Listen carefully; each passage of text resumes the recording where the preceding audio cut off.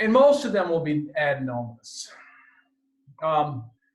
75% of adults, I don't want to call adults, probably 40, 50, 60, have something measurable on the thyroid. And of that 75%, most of those, a majority of them will be female. Toxic nodules or toxic adenomas are hyperfunctioning. They have a higher T3 and T4. And as opposed to non-toxic, which are just sitting there and they're not doing anything. They don't change the circulating T3, T4 levels at all. Thyrotoxicosis, and I had to look this up. I didn't like the book, and sure enough, it's really basically the negative effects of hyperfunctioning or any kind of high doses of T3, T4, and that will give us tachycardia, weight loss, and I added this is my own wording here, the ADD-like mental status. In other words, attention deficit disorder. So these people are not only are their hearts and their metabolism going fast, but their brain's going a little fast, and they have a hard time concentrating. They're all over the place today. Goiter, then, is anything that creates a large thyroid is a goiter. That's just simply, goiter just simply means it's a lot high or increased size of a thyroid. That could be non-toxic or toxic. It could be hypo or hyper. So non-toxic goiters, these are usually from a lack of iodine, or they may be idiopathic, or maybe something that is reducing the thyroid's ability to uptake iodine, therefore it gets bigger. So, but from a lack of iodine, the thyroid gets bigger because it's like a vacuum, and it needs all the iodine it can get, and if it's not getting enough, it will actually grow in order to get that iodine. It can grow to really enormous sizes. But that's the one way of getting a goiter. The other way is more like multinodular goiters. Like I said, they could be non-toxic or euthyroid.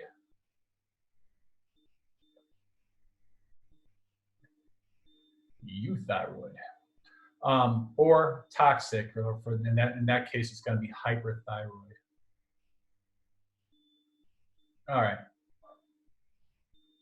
And so, by the way, today I have no hand drawings, and I do have a short PowerPoint of images only, just to get us used to looking at some of these things. Okay, so another thing, thyrotoxicosis and hyperthyroidism. I had to look up, once again, I didn't quite like the book's definition, or I didn't fully understand the book's definition when they separated hyperthyroidism and thyrotoxicosis, and saying that, well, people use them interchangeably, but they're not, and thyrotoxicosis is something different. And when I look at the other literature, all the other literature I could find, it states that thyrotoxicosis is the result of hyperthyroidism. Just like up here.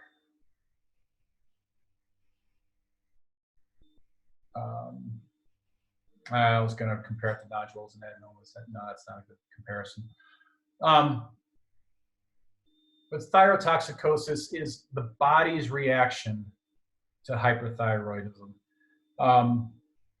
and so that could be the increased heart rate, the attention deficits, the muscle weakness, all sorts of stuff that can happen with hyperthyroidism. So that is, of course, a higher increase in T3 and T4, 4, not a Y. The number one reason for hyperthyroidism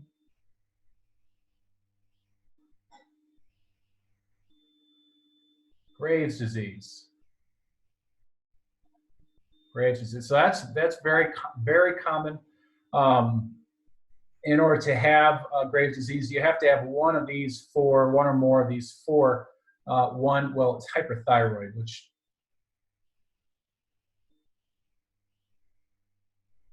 which seems kind of basic. We're talking about hyperthyroid, so that's.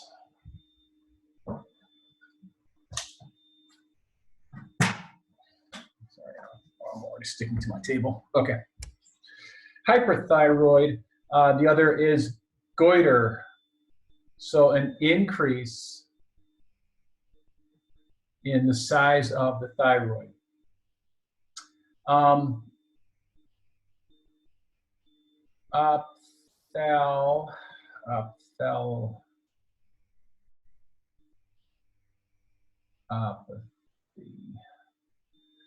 And this is going to be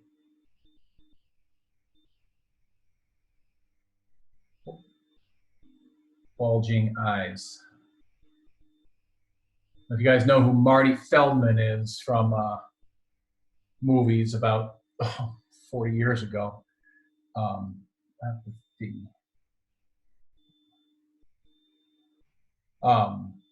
he had Graves' disease. His eyes were always kind of popping out of his head. And I've got a picture of that on the short PowerPoint. And then the last one was Graves' dermopathy. And that was going to be pre-tibial, in other words, on the shin bone or in front of the shin bone, pre-tibial myxedema. So that is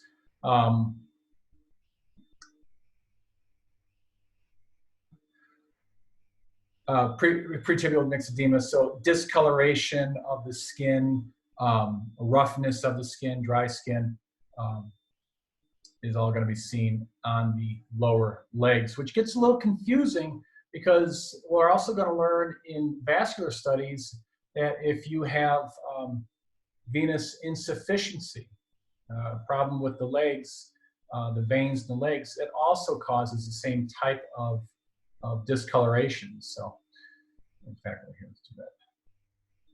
Discoloration.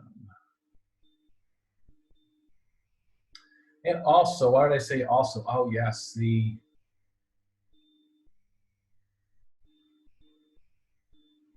thyroid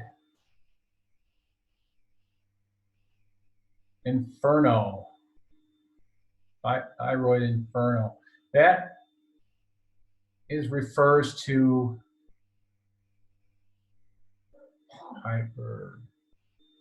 hyperemia or increased blood flow. So thyroid inferno really kind of indicates that the blood flow is really marked, and so when you put Doppler on, it's just like an inferno.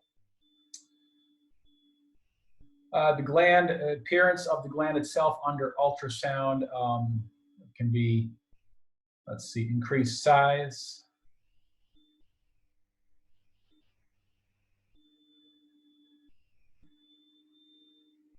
heterogeneous,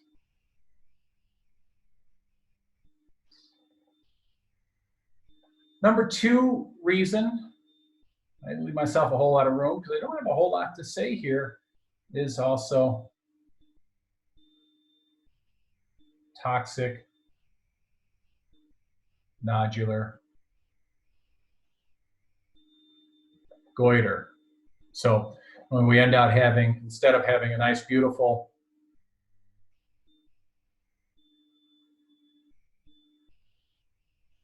thyroid that looks like that, with toxic nodular goiter, we're going to have all sorts of things going on and bulges coming out. This is like a multinodular goiter here. See, I decided to draw something. So appearance on that. Multiple nodules and heterogeneous.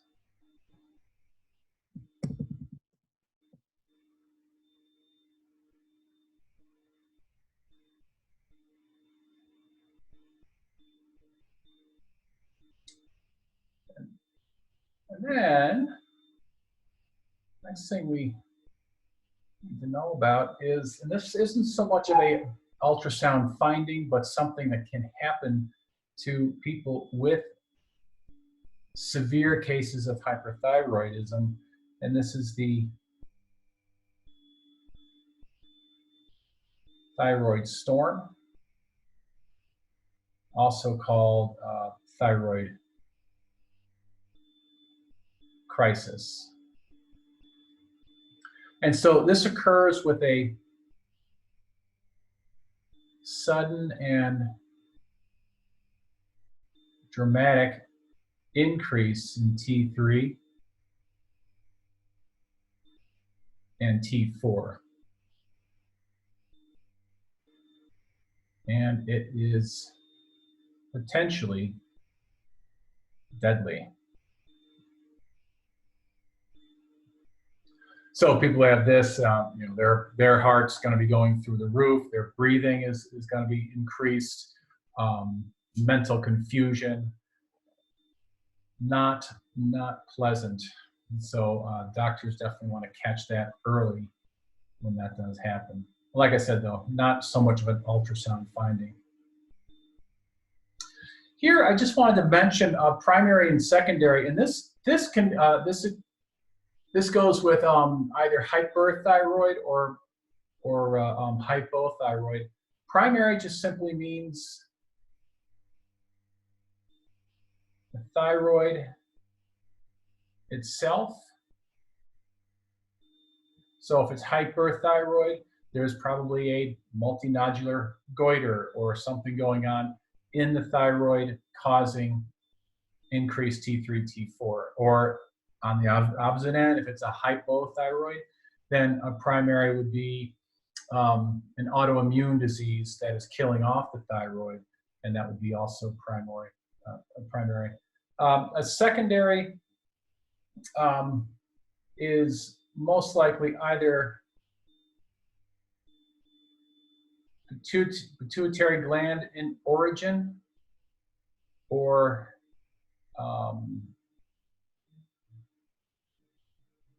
hypothalamus in origin. So if there's a pituitary adenomas, which do occur, that can cause a dramatic increase in TSH, which in turn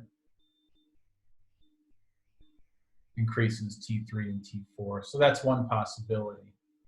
So primary and secondary just simply means within the thyroid or without the thyroid.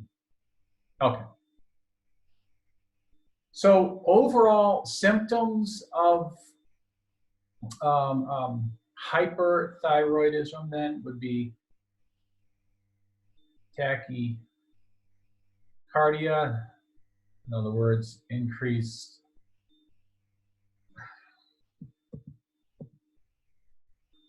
heart rate,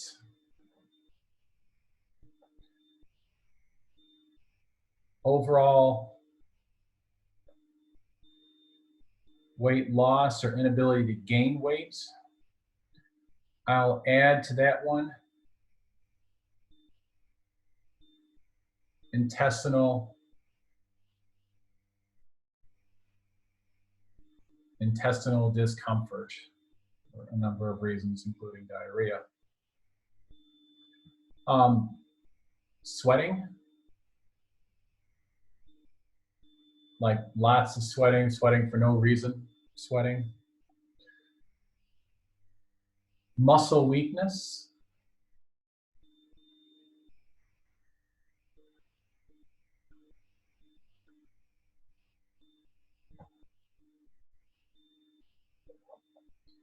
And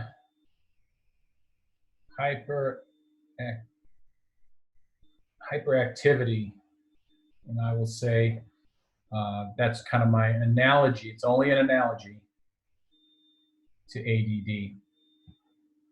And it's my analogy, so don't go running around telling people that it causes ADD. That's not what I mean. You know, the interesting thing, people have done research as to how many times the average heart beats for an animal in its natural lifetime. And I think the number was about 1 billion times. With 1 billion heartbeats, your average life. And so when you look at it from heartbeat, when you count heartbeats,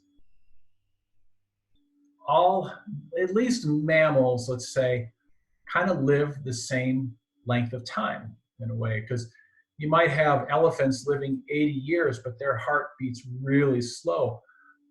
And then you have mice that live 2 years, but their heartbeat is at over 200 beats per minute, resting. So I told I was telling this woman I know a number of years ago that I was telling her that story. It says people basically live their lifespan is dictated to some degree by their heart rate, and she got really upset because she was hyperthyroid and tachycardiac, and so she thought she was going to die young. And I didn't mean, and that's a good lesson though. You don't say those types of things ever to a patient, because they will take it seriously. You know what I was even thinking about, for some reason I was thinking about this last night. I was thinking about crazy patients, and I had one, all I had to do was do an ultrasound on their arm. They had a little bump on it that no one could explain. It was like this little growth or something. So I looked at it. I didn't say much to the patient. She, what do you see? I said, I don't know. I see it. I see it on the screen, and I didn't, nothing. Well, she goes back, and this is a warning to you. Some people are crazy. Some patients are crazy. And she went back and told the ER doctor that I told her she had cancer, and ER doctor calls me screaming at me, what the hell was I thinking, and all that. I don't know what we're talking about here. And I think he eventually realized, oh, it's it's not the ultrasound tech, it's this crazy lady causing trouble. But yeah, just be aware. People will say the darndest things. So the more you say to them, even if it is totally innocent, the more chances they have of twisting that around. So always be careful what you say to them. And especially that story I told you, but I'll tell when we get back. That's funny.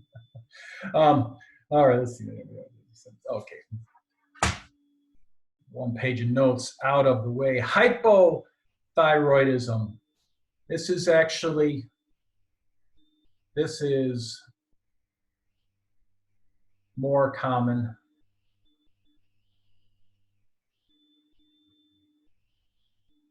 than hyper.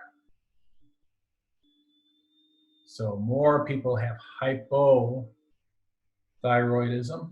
And once again, you could have a primary, which is the thyroid causing its own hypothyroidism, or a secondary, probably the hypothalamus or the pituitary.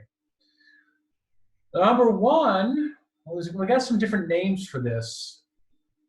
And I'll have you remember mostly the last name that I write down, but let's see. Autoimmune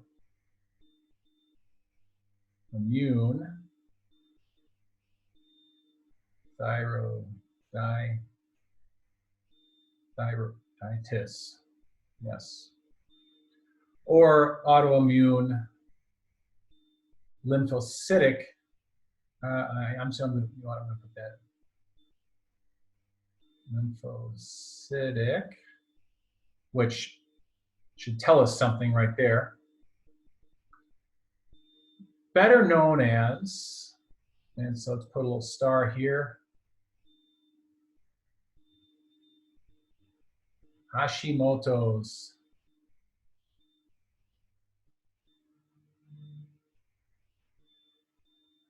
So I've seen this dozens and dozens of times in my career. Hashimoto's thyroiditis is not at all unusual. In fact, I had an ER doctor. I scanned him and found Hashimoto's thyroiditis, and then a month later, he brought his wife in, and not only did she have Hashimoto's as well, she had an identical thyroid. Because I remembered his pretty well. Cause it's usually pretty dramatic, Hashimoto's. Not always, but his was pretty good looking, and hers looked just like it as well. And I thought that was funny. They both had it. I told them this must be something in the water at your house. And this is also. Well, we all know someone who has Hashimoto's thyroiditis. I probably don't want to get into naming names and getting in trouble, but lymphocytic. This tells you something.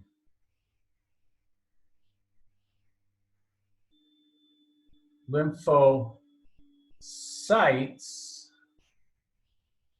are attacking the thyroid. That's why it's an autoimmune. It's because our lymphocytes, white blood cells that are designed to kill foreign invaders, are now filling up the thyroid.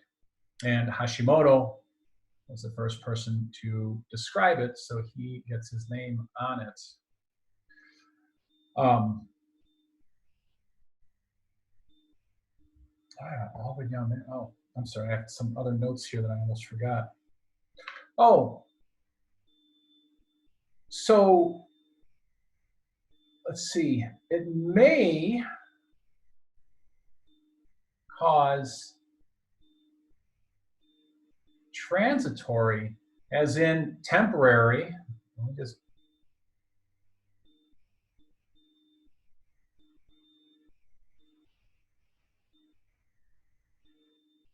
hyperthyroidism.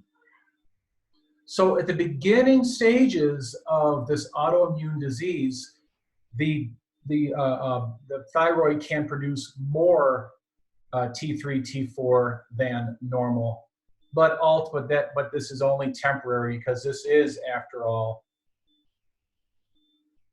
a hypothyroid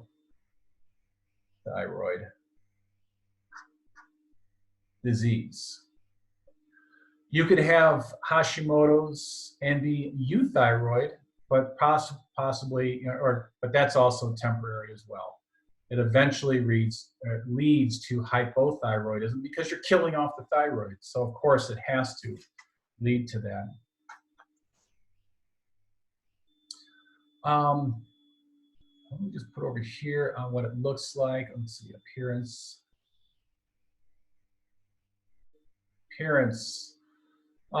It can, well, let's see, increase size, heterogeneous. So far, and sometimes it looks like so many other things. It could look like hyperthyroidism. It could look like Graves' disease for a while. And then it develops, as it develops more, and as more of these lymphocytes infiltrate the tissue, you can get, let's see, how do you spell it? Leopard spots, or giraffe. Is there two E's in giraffe? It's like G-F-F-E-E. Maybe not. Anyway, or the giraffe. So leopard spots or the giraffe. And what that is, once again, lymphocytic infiltration creating, and just like lymphoma is almost always hypoechoic, lymphocytes, even though they're white blood cells, has nothing to do with the color on the screen, are hypoechoic on screen. So, and I have some images of this and what we mean by the giraffe appearance to it. And also it tends to be hypervascular, but it doesn't have to be. A lot of these things are like hypervascularity. That could be a temporary appearance, and then once the more and more the tissue dies off, then it becomes hypovascular. So a lot of these things are transient in nature. So you can't say, oh, it doesn't look like a giraffe's skin, therefore it's not. No, that's not how it works. It's just these are some things that it can look like. So let's see. These folks will tend to have, at least in late stages, low heart rate, hypotachia.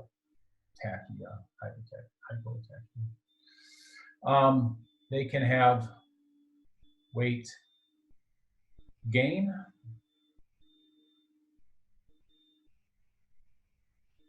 dry skin,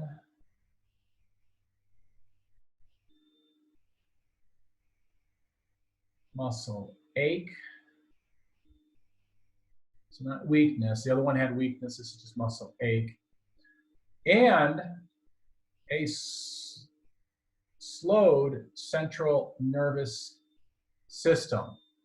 So in other words, it's not a low IQ. It doesn't change your IQ, but it changes the speed at what you think. And I don't know. Sometimes I wonder about myself here, but thinking, really processing is slowed down. And also there are other central nervous system indicators like slow reflexes, slow when the doctor comes up and bangs your patella with that rubber mallet, the reaction is slower than most people. That's all due to a slowed central nervous system. Yeah, what time is it? It's only 32 minutes. Only 32 minutes. All right. So, thyroiditis. We could have acute. That could be bacterial. This is rare and tends to be in children. Easily treated with antibacterials. Subacute, also known as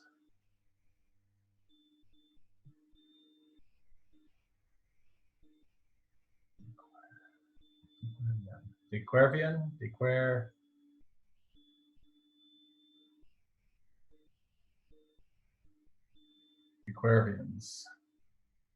I never really thought about how to pronounce that, but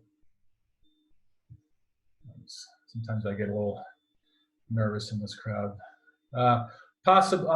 Possibly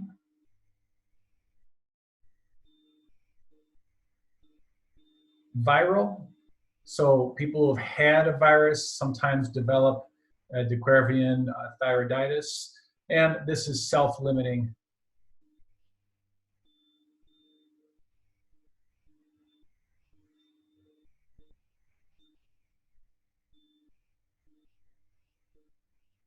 self-limiting, and the patient self-heals in 6 to 8 weeks, and they're back to normal.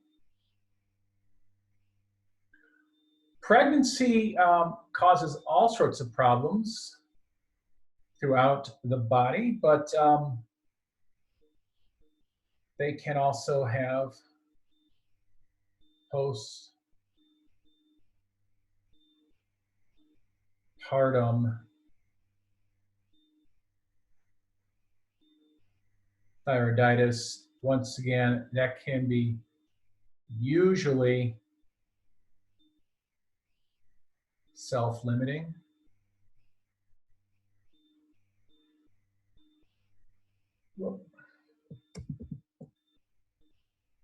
But can be chronic as well. Now, I added, if you do have a patient with thyroid problems of any kind, whether it's pregnancy thyroiditis or hypo or hyperthyroidism, take the time when scanning an OB in the second, third trimesters, I do that all the time, in the second or third trimesters, look at baby's thyroid. I have diagnosed, or I have seen goiter in utero, and it was, you know, my patient. I didn't even have to ask her that she had goiter. I could see that she had goiter, and so with that in mind, I looked at the baby's neck, and sure enough, the baby itself had goiter as well. So babies get what mommies get.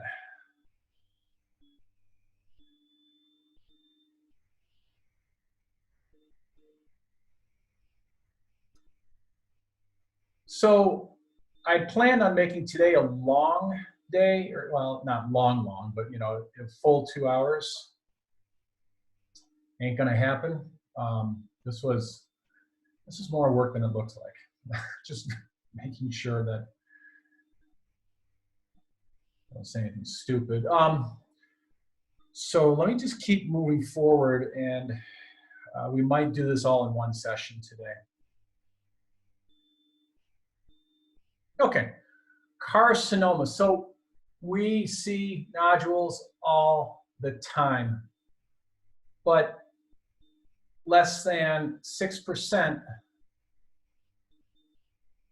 are cancer. In fact, I'm surprised it's even that much, because we see it all the time. But then again, I guess you know, maybe that makes sense, because less than 6% cancer. However, I do see a lot of cancer patients, or I have seen a lot of cancer patients, or patients who've had their thyroids removed because of cancer, and now they're getting a neck ultrasound for possible lymphadenopathy.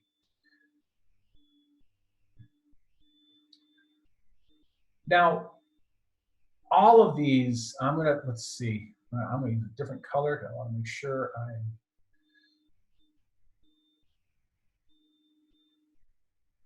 soft signs. Soft signs in ultrasound means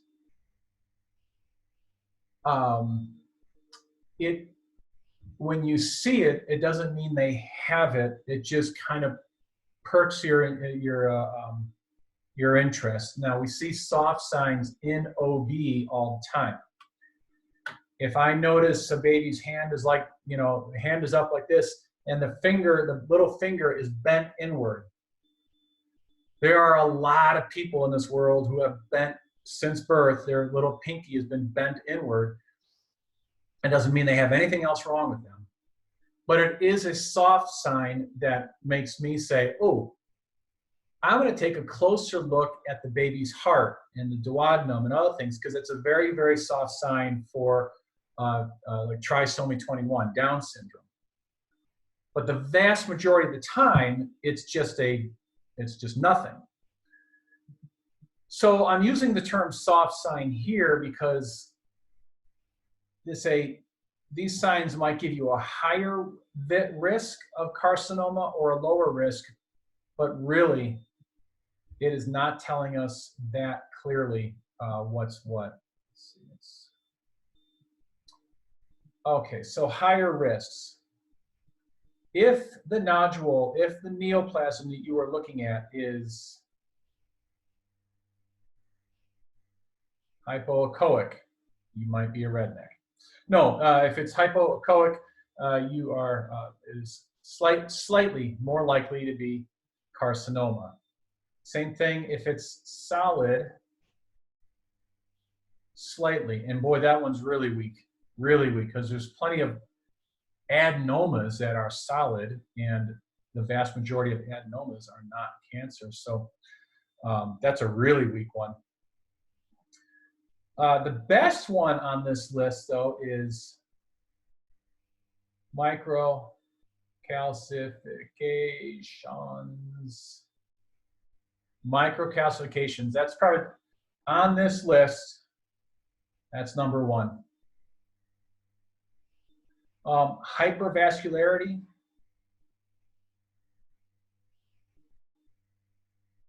S-U. Oh, no, that was right. Of the nodule itself, not the whole gland. If the whole gland is hypervascular, that's some kind of itis, thyroiditis, or but if the nodule itself is hypervascular, that is a concern. Strangely enough, a absent halo. So normally we see the halo around the outside for like adenomas. If it doesn't have a halo, it's actually more likely to be cancer. That is, I don't think that's the same thing in other organs. I think other organs, you see a halo, it's a little more, it's just the opposite. Ill-defined walls, yeah, that's,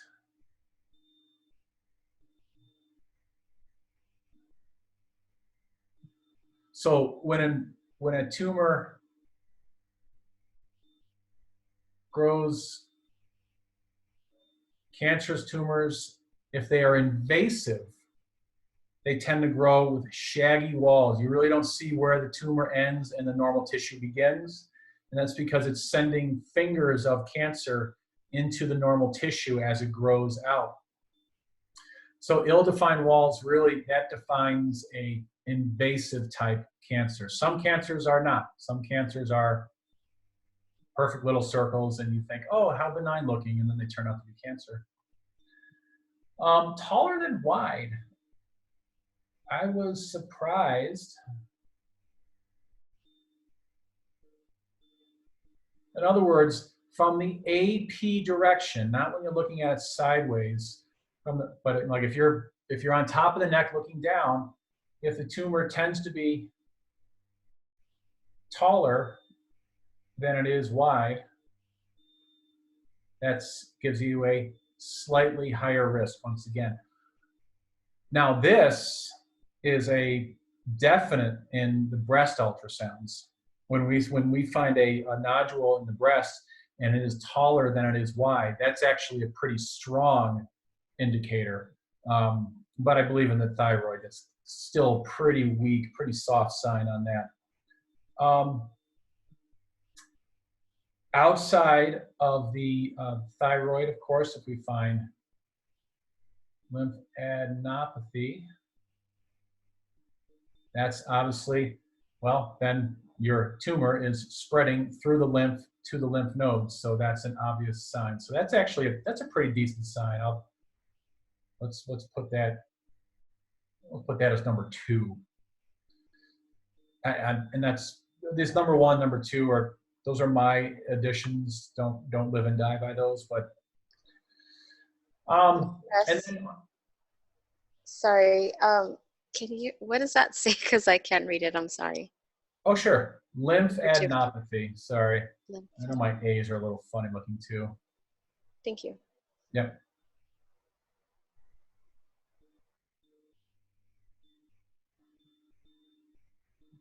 And I'll just make that up. Once again, making up these numbers, but I'll put elastography up there, number 2, number 3. If it is a stiff material, if the tissue itself shows that it has higher stiffness, then that's a good possibility of cancer. Lower risk, let's see. Hyper or isoechoic,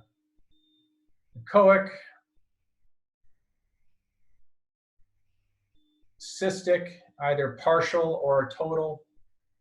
So the more fluid, which I was surprised by that. Rather than microcalcifications, but macrocalcs, so larger calcifications, except for medullary carcinoma. So for most cases, macrocalcifications are good. There is one carcinoma that is more likely to have large calcifications. So once again, these lists are not perfect. Eggshell calcification, so a calcification around the outside, surprisingly enough, is lower risk. Avascular, so if there's no blood flow inside of it, then that's obviously a pretty good indication. Or if it's perinodular,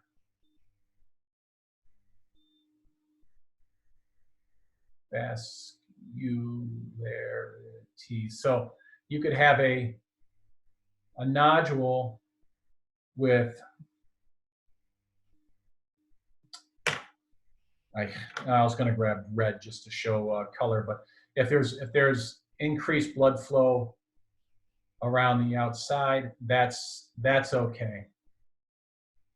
And then if you find colloid and then with common tail. So microcalcifications can look like a bunch of little echogenic foci. A colloid, or sometimes at the center of a colloid cyst, you may have one echogenic echogenic foci. The difference is calcifications, when they're this small, they're not going to shadow or anything. But here, this tends to be in the middle or on the maybe towards the edge of a cyst, and there could be a little comet tail artifact coming down off of that. Mr. S, can I ask you something really quick? Absolutely. When you're saying calcification, is that like thickening of like tissue, or what exactly is calcification? Okay, so we have calcium. In fact, we're going to talk about, well, it looks like we're going to talk about it on Monday. We have plenty of calcium in our blood. Obviously, it makes up our bones, but it is in our blood as well. And for some reason, many cancers, and not just here, but in the testicle, in the breast, in the liver too. Let's just put a little tumor around here. For whatever reason, and I'm not sure the doctors fully understand it either, the blood supply comes in and leaves behind some calcium deposits. Microcalcifications means just that. They are tiny little echogenic white dots on your screen. It doesn't mean cancer, but it has a higher, when you see a lot of microcalcifications inside of a tumor, it's a concern. Macrocalcifications, macrocalcs are just kind of what that is. It's just, just a larger deposit of calcium in the tissue. For whatever reason, most of the time, macrocalcifications are not a problem. Medullary carcinoma actually does have macrocalcifications, but the larger calcifications usually are not a problem. Why? I haven't the slightest idea.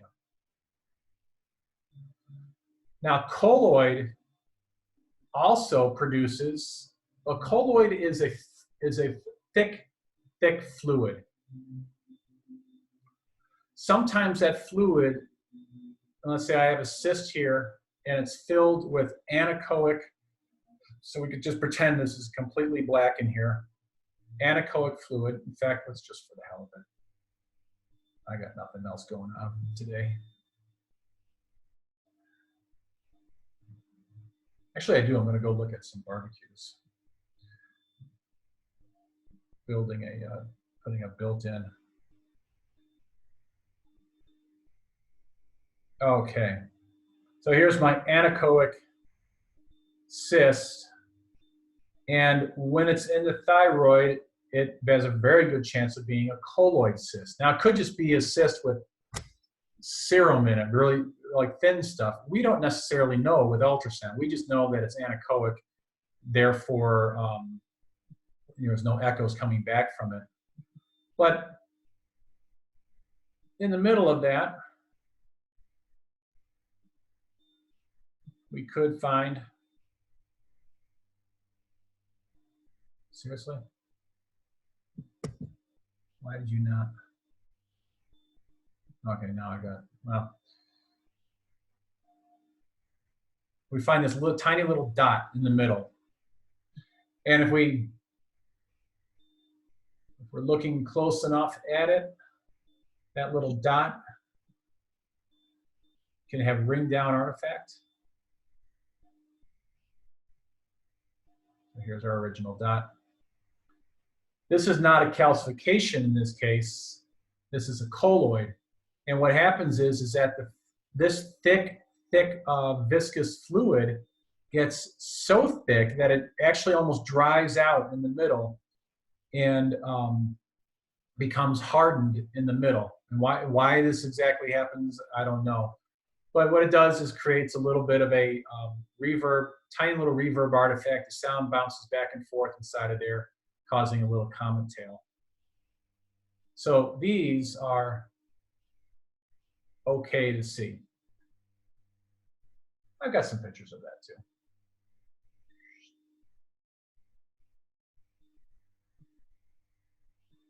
All right, I need to go back to another color here. Let's see. Oh, the number one. 152. Oh, and but there was one last thing I wanted to say. Seriously?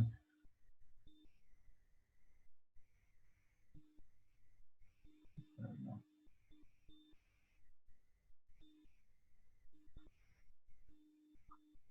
FNA is the only way to know. Fine needle aspiration. In other words, we've got to stick a needle in these things. And I can tell you from experience, most of these endocrinologists do not want to wait. They get really touchy about that. Sorry, I just got buzzed. 150. We got cancer.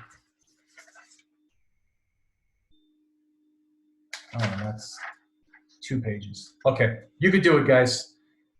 We could do this. I know we can. Number 1 cancer, papillary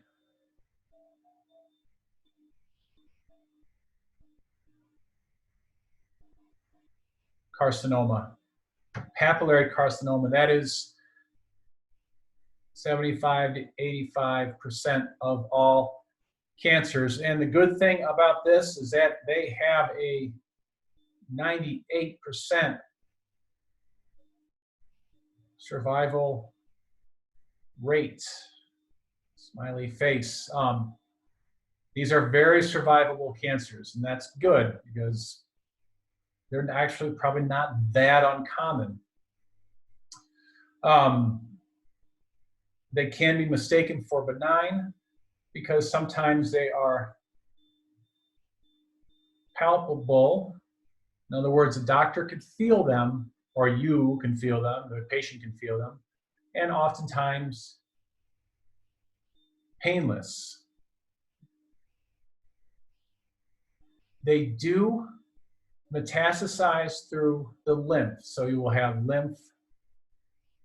lymphadenopathy, and that might be the only real concerning finding. Is like you might go on ultrasound, look at this, and say, "Oh, that just looks like an adenoma, no big deal."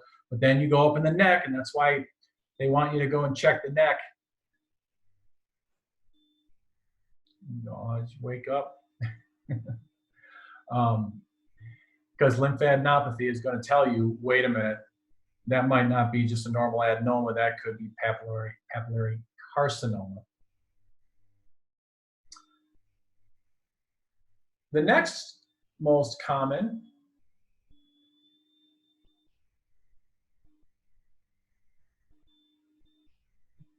follicular adenoma.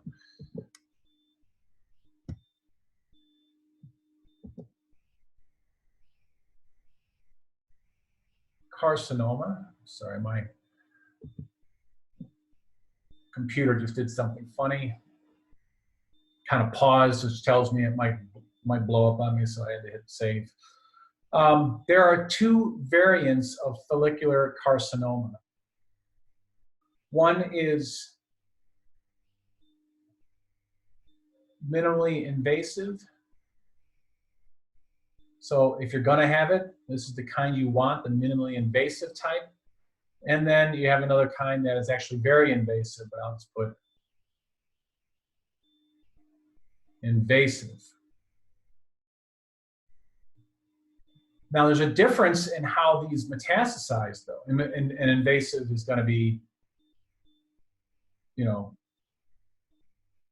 traveling around and growing through other tissues. Minimally invasive means that it's mostly round and just a little bit of fuzziness on the side of it. But the other one, the first one we talked about here, the papillary carcinoma, it metastasized through the lymph. This one, Mets, T-H-R-O-U-G-H, Mets through, hematinous, or in other words, blood. So it's kind of weird. You have these two cancers here. One goes through the lymphadenopathy, and so you find local lymphadenopathy. But then you have another one. It doesn't really go through the lymph so much. It actually goes through the blood, and so that means distant Mets. So the metastases, you will find them farther away, like perhaps the lung or the heart or liver or something like that.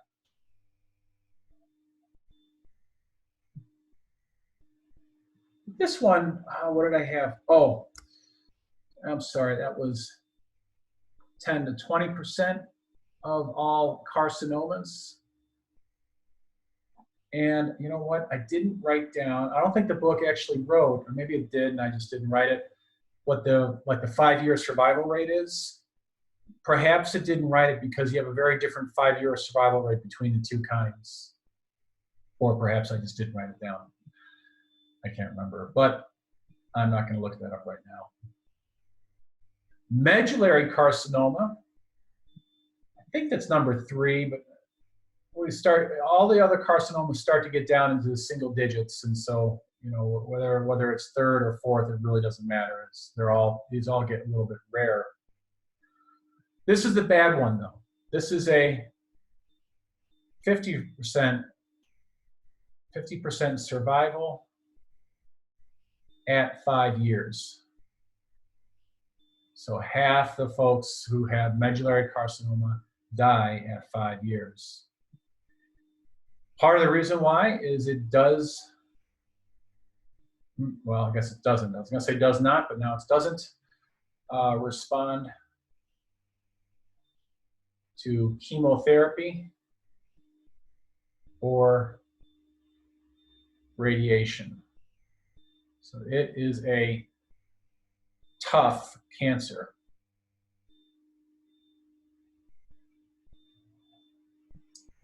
And it is a cancer of the cells that produce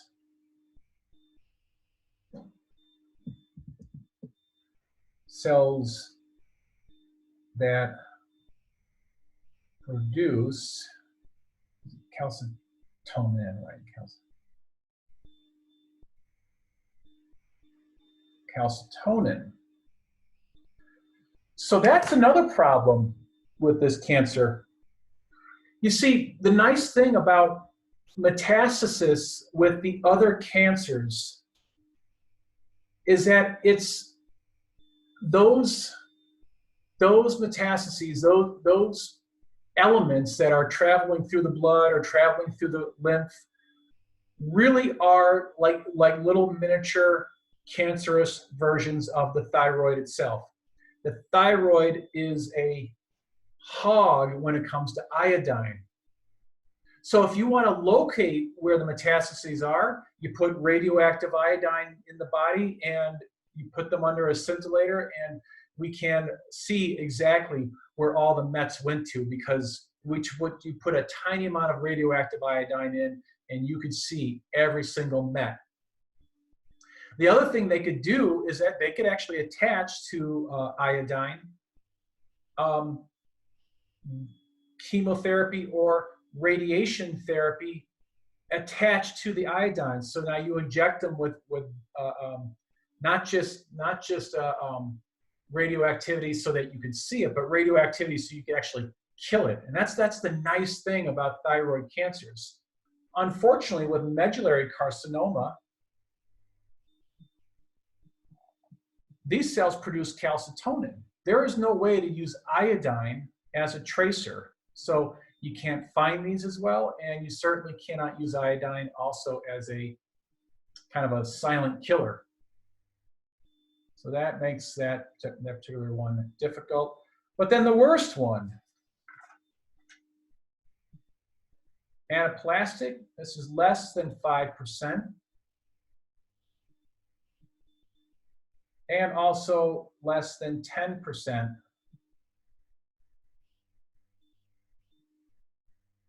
survival at 5 years.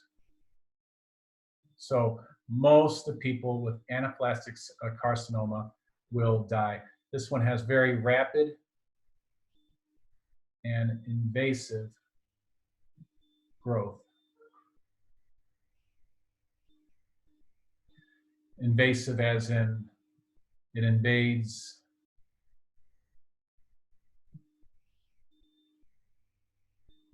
the neck, or wherever it starts growing, it grows out. And so the muscles of the neck, the esophagus, the arteries and veins of the neck all get attacked by anaplastic carcinoma. And that's usually what kills the patient, is the invasive nature inside the neck itself. God, do I even write anything for Hürthle cell? Yeah, I did. Around 3%.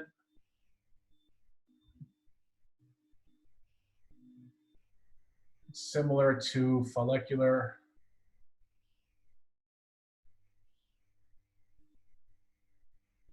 But more,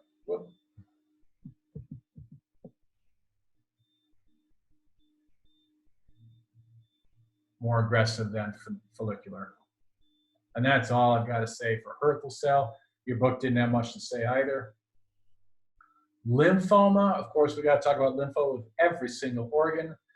And that is less than 5%. Hypoechoic, as always. I'm not even going to write that one down.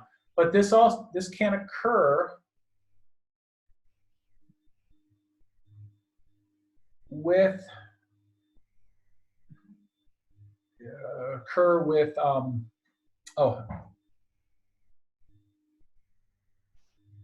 Hashimoto's. So Hashimoto's is lymphocytic invasion of the tissue because of autoimmune disease. But in that process, it could actually cause cancer. So lymphoma is cancer. Lymphocytic infiltration is not cancer. It's just an autoimmune. Mets, I have nothing to say about Mets. Yeah, actually, I do have one thing to say. Rare. Okay. Very rarely do we see Mets. And then FN. Oh, good. We are done. We're almost done. We're close to done. Fine needle aspiration, the only way to tell.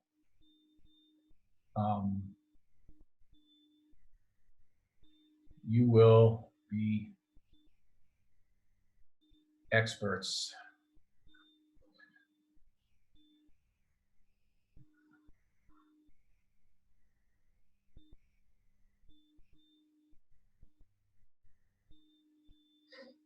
I have a couple of pictures of fine needle aspiration. That's why I'm just pretty much giving up on it. Okay, you guys know how much I love using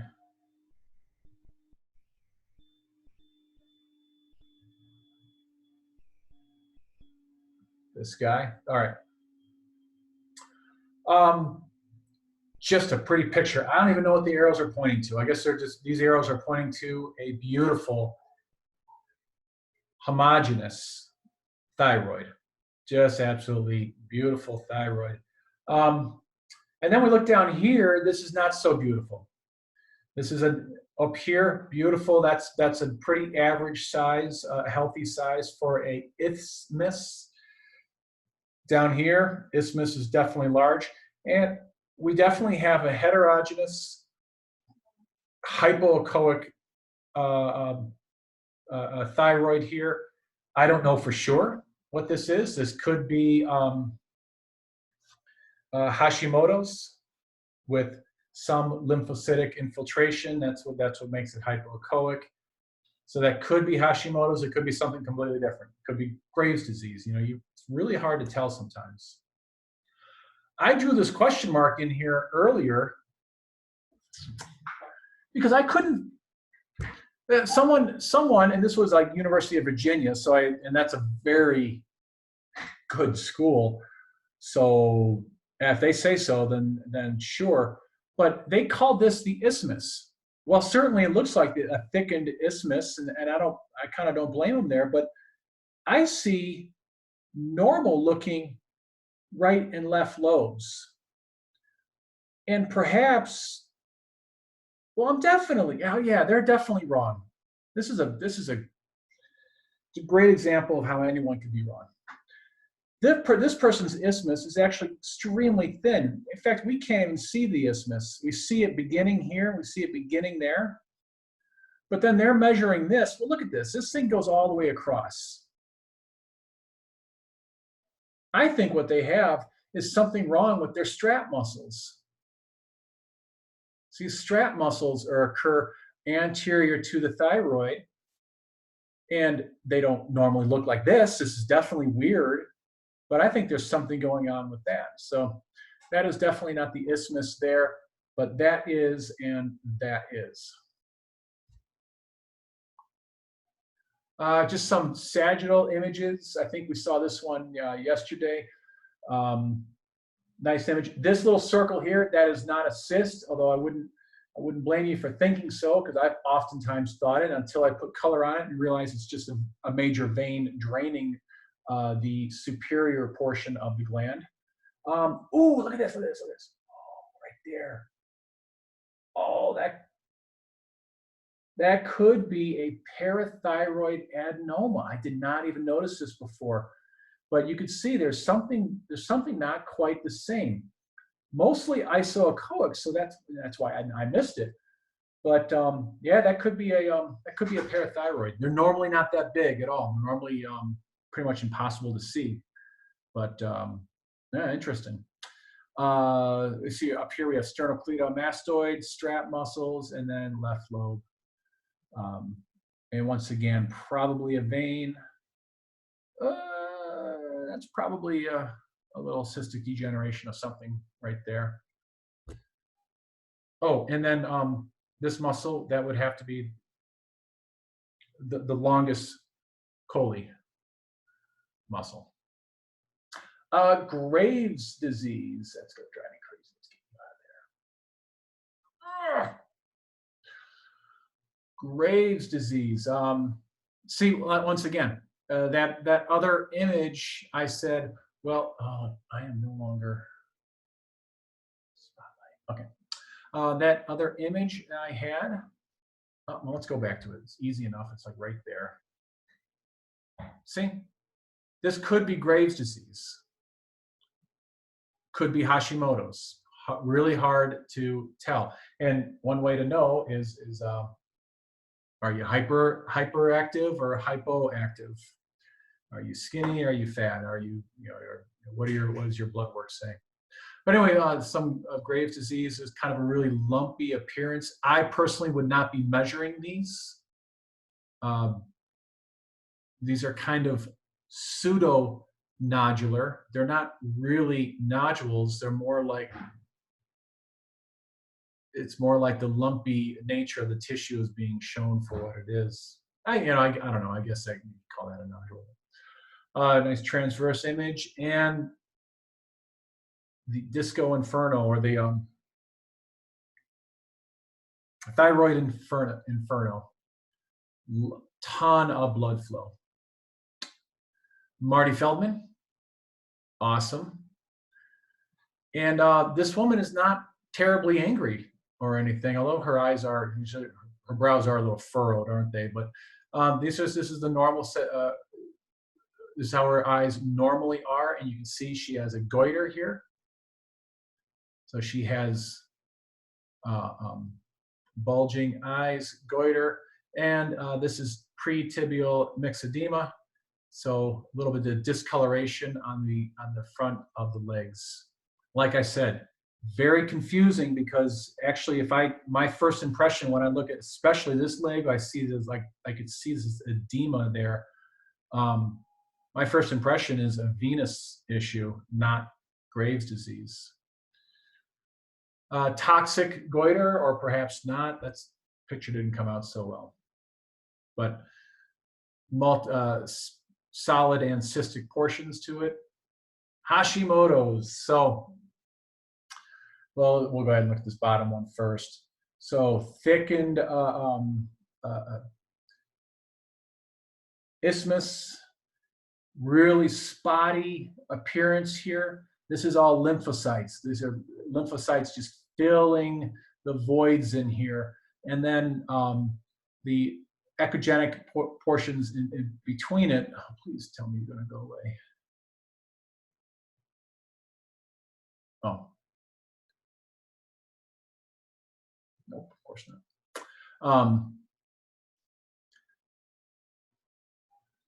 This is more of the like connective tissue throughout there, and then so the lymphocytes are filling the void, and it looks a little bit like a giraffe, or perhaps a leopard. Like this one looks more like a leopard spots. These lines are also characteristic. That shows like a connective tissue layers. I decided to throw a fetal goiter in here. That's a hard picture for you guys to understand at this point, but put it this way, that's the neck. The bones of the neck, basically the neck should be this big. That's a very large goiter on that baby. I guess it's the same baby here. So that, you can see the goiter there. Goiter, I'm having a hard time reading that one, but then that one's clearly, that's a goiter as well. This last one's a different baby, but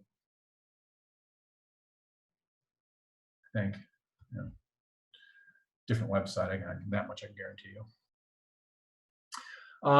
Papillary carcinoma. Here, let's look down here. That is not colloid. These are not colloid foci. These are tiny little calcifications. They're too small to shadow, so that's important to note. But they are calcifications, and when you see this, generally not a good sign.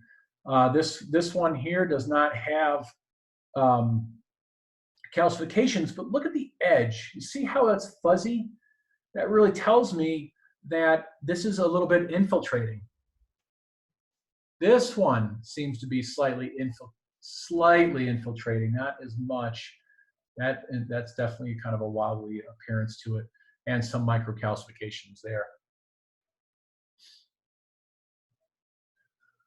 Follicular carcinoma. Didn't have a lot of great pictures on this, but kind of a larger, well-encapsulated tumor.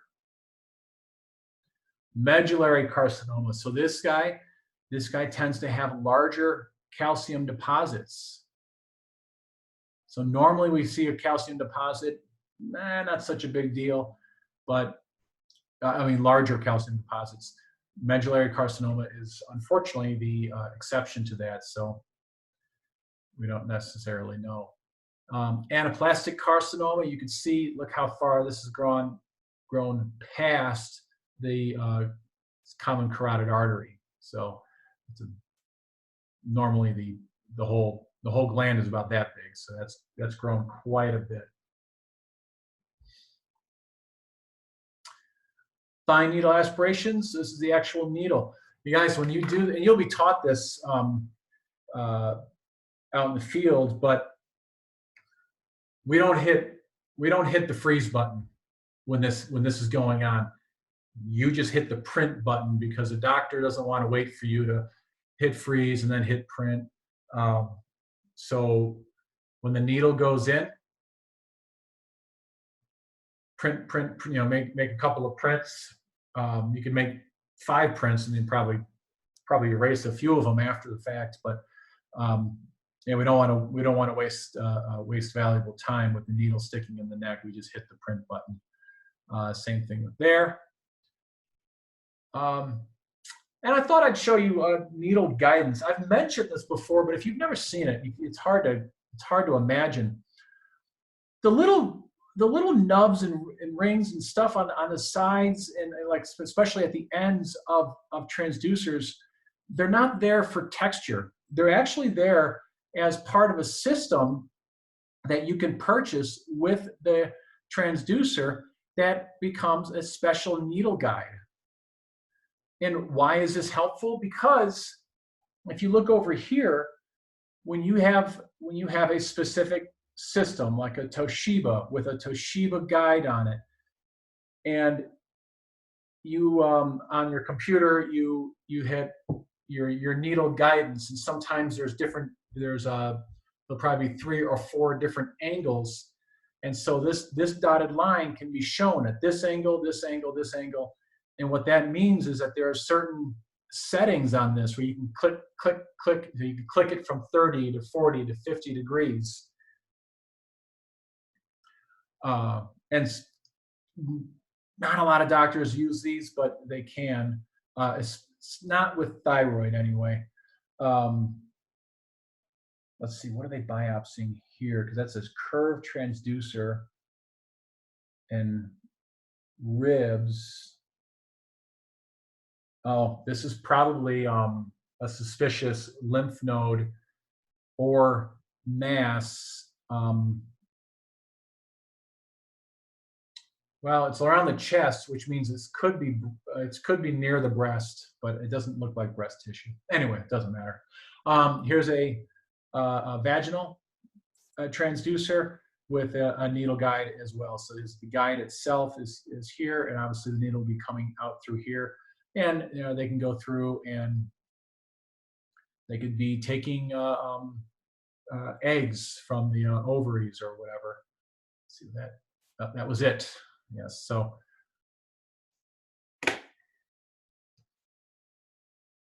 Anyway.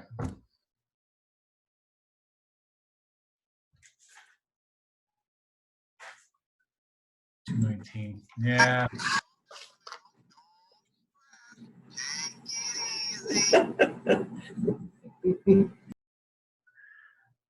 It didn't quite come across well. I had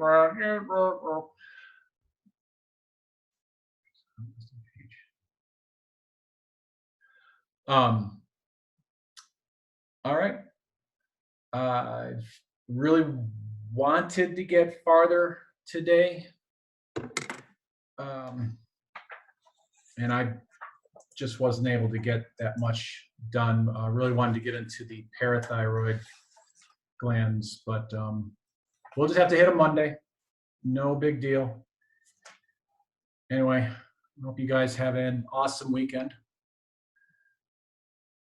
All right, so adios. Anything last minute? Oh God, I can't shut down. More and I hate you.